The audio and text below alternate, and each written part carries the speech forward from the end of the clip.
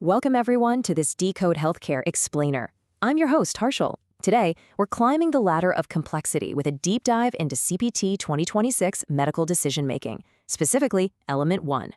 If you've ever found yourself staring at a patient's chart, trying to figure out how to quantify the exact severity of the conditions you just treated for your EMM coding, well, you're in the right place. We're going to break down exactly how to count and categorize the problems addressed so you can code with absolute confidence. To get us there, we'll cover an intro to MDM Element 1, define the term addressed, break down straightforward and low complexity, then moderate complexity, high complexity, and wrap up with some critical coding rules. Let's kick things off with Section 1, Intro to MDM Element 1.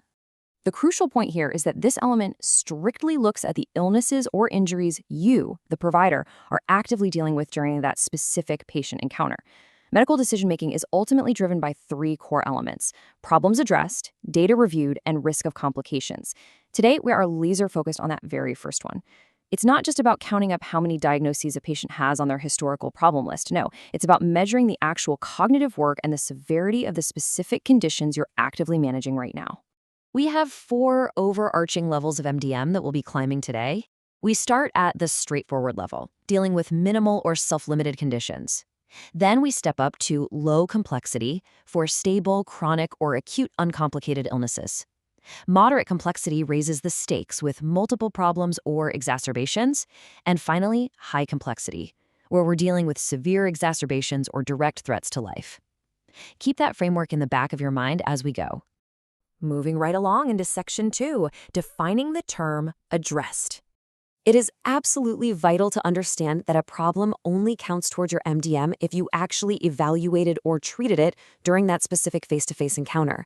You've got to document your assessment or your management plan. And here's a really interesting nuance. Considering further testing or treatment counts as addressing the problem. Even if the patient ultimately says no thanks after a shared decision-making discussion, you still did the cognitive work of evaluating the options, right? So it absolutely counts. There's a really strict contrast to keep in mind here. Merely copying and pasting a historical diagnosis into your note, that does not count as addressed. If you simply jot down that a cardiologist is managing the patient's hypertension, but you aren't doing any additional assessment or care coordination yourself, you cannot count that hypertension for your MDM.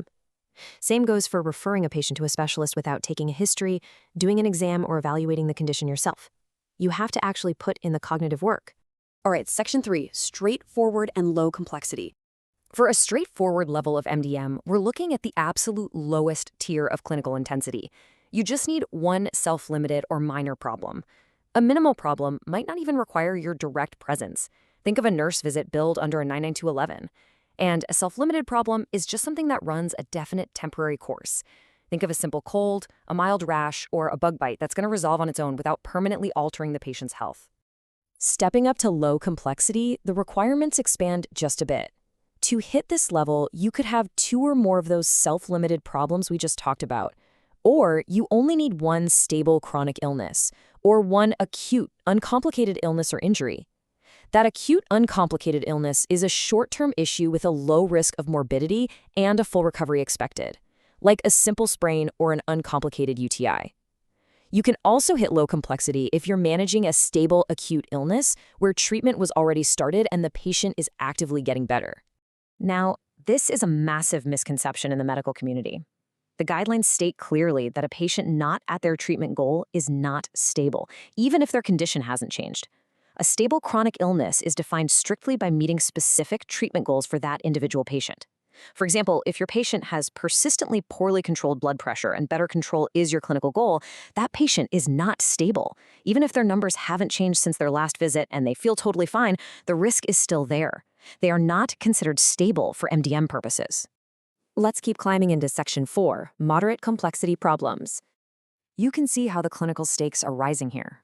To reach moderate complexity for the problems addressed, you're dealing with things like a chronic illness that is actively worsening, progressing, or causing side effects from treatment. Think of a COPD flare-up. You also hit moderate if you are managing two or more stable chronic illnesses at the same time, simply because of the complex interaction between them. Plus, acute, complicated injuries, like a head injury with a brief loss of consciousness, land squarely right here in this category. Let's look at a very specific moderate category, the undiagnosed new problem with an uncertain prognosis. This happens when you're evaluating a brand new problem, and your differential diagnosis includes conditions that carry a high risk of morbidity if they're left untreated. The classic example is a patient presenting with a new breast lump. You don't have a diagnosis yet, but the potential for malignancy makes the prognosis uncertain and the risk high. That uncertainty alone pushes the problem into the moderate category while you're working it up. Coders and providers fall into a common trap here all the time. Just because a patient feels crummy all over does not mean they have an acute illness with systemic symptoms that qualifies for moderate complexity. The guidelines are crystal clear. General systemic symptoms like a fever, body aches, or fatigue that happen during a minor illness, say a standard viral URI, are treated just to alleviate symptoms. That stays at a low or straightforward MDM. To hit moderate, those systemic symptoms must carry a high risk of morbidity without medical intervention. And that brings us to the summit in Section 5, high complexity problems. At this top tier, the patient is facing a truly severe clinical situation.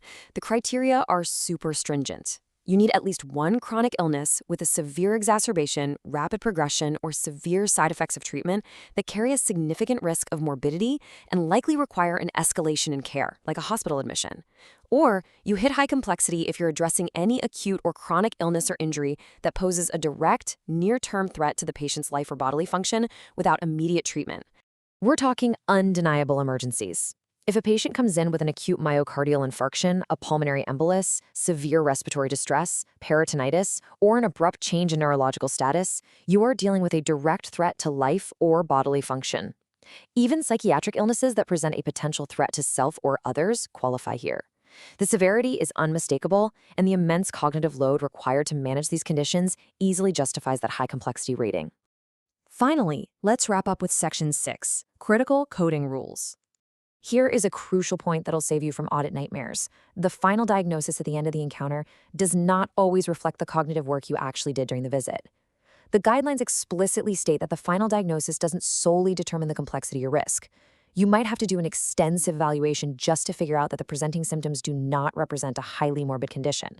Because of that, presenting symptoms that are likely to represent a highly morbid condition can actually drive your MDM level all on their own. Think about this scenario. A patient rushes into your clinic with crushing chest pain, shortness of breath, and radiating arm pain, classic signs resembling a heart attack. You immediately jump into an extensive evaluation, order an ECG, run cardiac enzymes, and monitor them closely. After all that intense cognitive work, you determine it's actually just severe heartburn. Can the MDM for the problem addressed still be high? Absolutely yes. The presenting symptoms posed a potential threat to life, and your evaluation matched that severity, even if the final diagnosis ended up being minor. Accurate EM coding relies on the cognitive work you perform, symptom severity, and proper documentation. So ask yourself, when you close a patient's chart today, does your documentation truly reflect the depth of your clinical reasoning, or are you leaving revenue and compliance to chance? That wraps up our explainer on MDM Element 1, and as always, don't forget to like, share, and subscribe to Decode Healthcare with Harshal.